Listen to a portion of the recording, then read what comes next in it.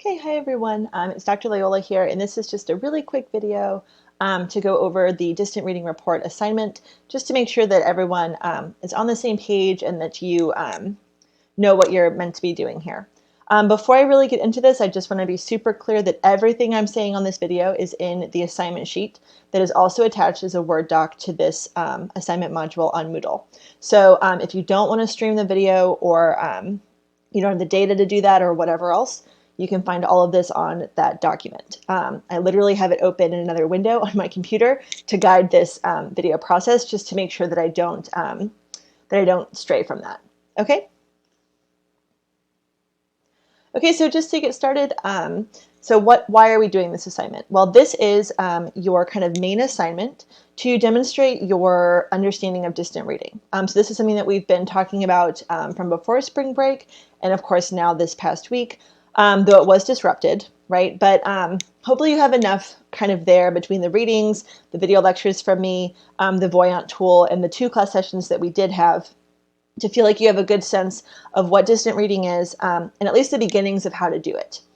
So this is your opportunity to show that you know how to distant read, basically, and really to practice distant reading in a formalized way. So you'll be working with a tool called Voyant Text, which there is a video on the weekly modules from this past week that goes over how to use that interface, introduces you to it, and so on. So do make sure that you check that out. And you will be distant reading Frankenstein by Mary Shelley. You can access that text in plain text form from Project Gutenberg. Again, the Voyant video in the weekly modules from this past week does go over all of that, walks you through how to get that text, how to get it in Voyant, and everything else that you need to get going. Okay, so basically what you're going to do for this assignment is you're going to load Frankenstein into Voyant, click See Through My Text, and then you're going to get all these cool graphs, right, and these cool kind of visualizations. And you have the choice of 3 graphs. That's entirely up to you. 3 graphs that you're going to analyze to make some kind of hypotheses or hypothetical conclusions or like best guesses about the text. So just as I've been doing in these videos and as we did in class before spring break with the Lord of the Rings project and a little bit with Frankenstein this week with the videos, right? So you'll put Frankenstein in, look at those graphs, and use those graphs to think about things like major themes or major concerns in the text. Maybe you can identify some of the main characters, or at least the characters that get mentioned a lot. You might look for markers of setting, right? So remember, setting is both the time and the place in which the story takes place. So you might look for markers of location, which can be specific, like city names like London or Geneva. But it could also be like general places like school or office or, whatever else, but some kind of generalized place.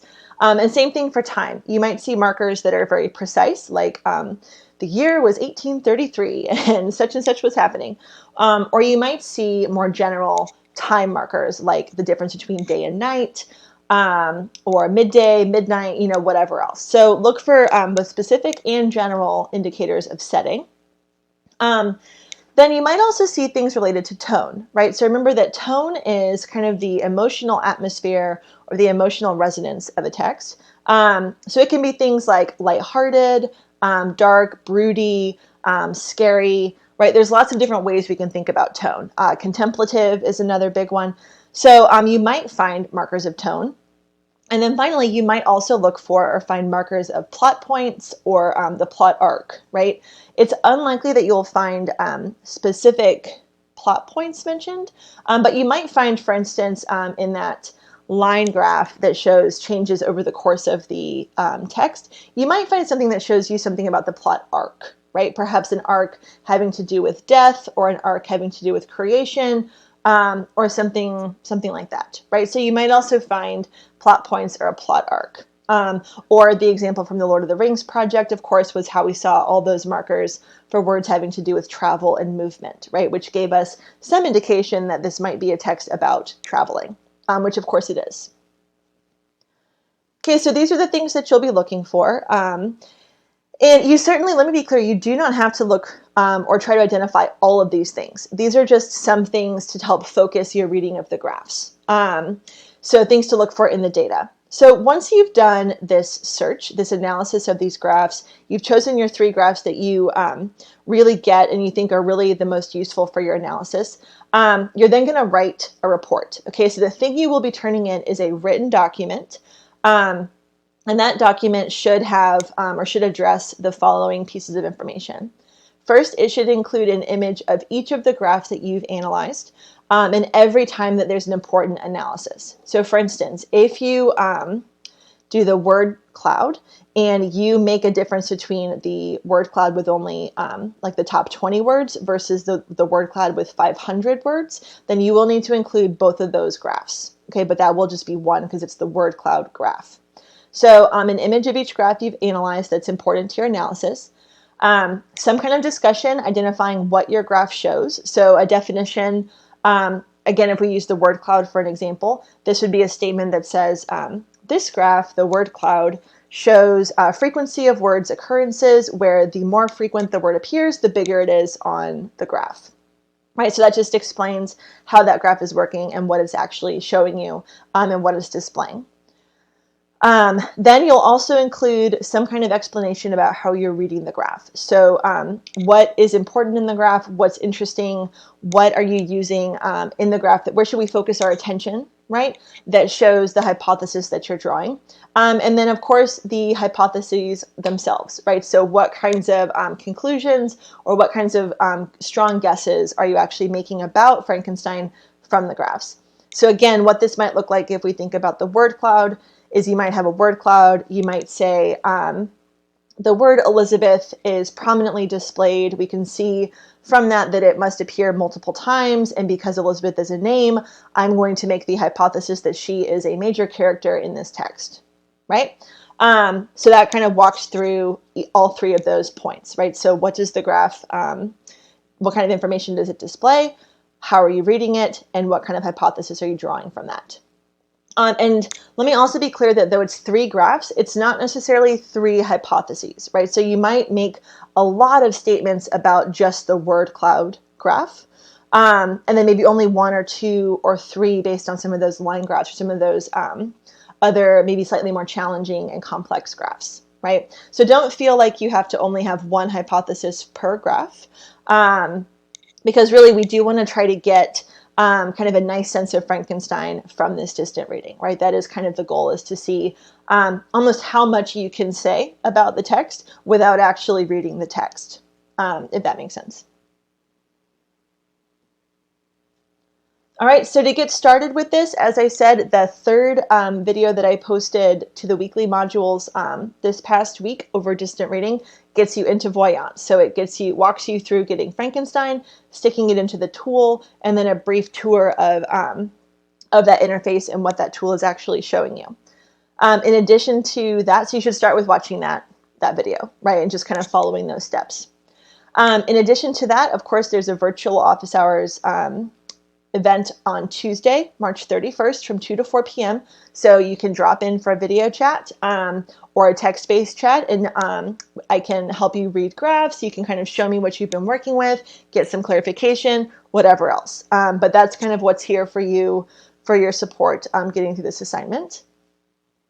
And then, of course, all the normal things, email, forum posts, whatever else, right?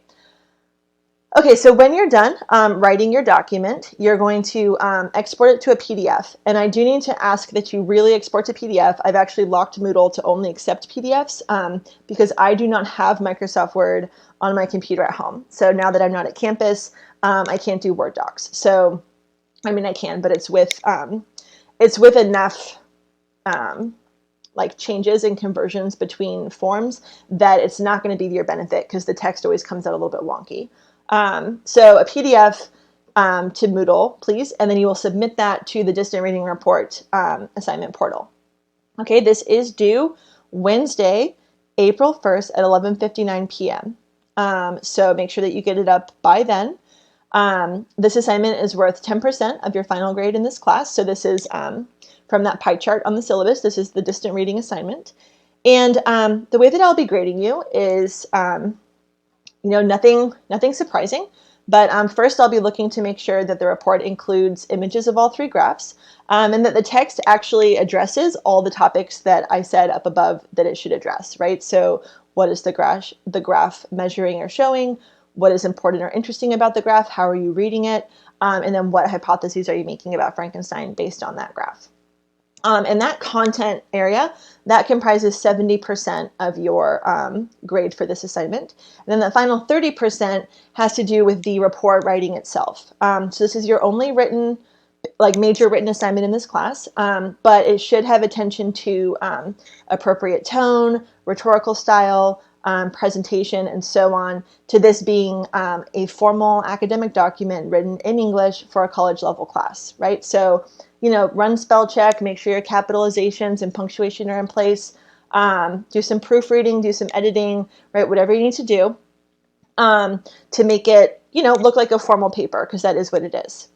And let me also just say here that this is not an English paper. This is a report, right? So headings that say something like graph 1, the word cloud, right? And then you write that section, then maybe graph 2, the line graph, right? Or whatever else. That's not just reasonable, that is encouraged, okay? And I'm actually gonna make a note of this on Moodle because this actually isn't in the assignment guide, but I just wanna be clear, this is not an English paper, so this isn't like all paragraphs all the time. This is like headings, images, blocks of text, okay? And that will get you through this assignment, and then we will be done with distant reading. So again, please feel free to reach out to me with any questions. If you run into any trouble, I am here to help, happy to help, and want to make sure that you do feel supported through this assignment, even though we're doing it at a distance. Okay, so feel free to reach out to me if anything comes up. All right, that's all for this, and I hope you all continue to take care of yourselves as always. And I will talk to you all soon.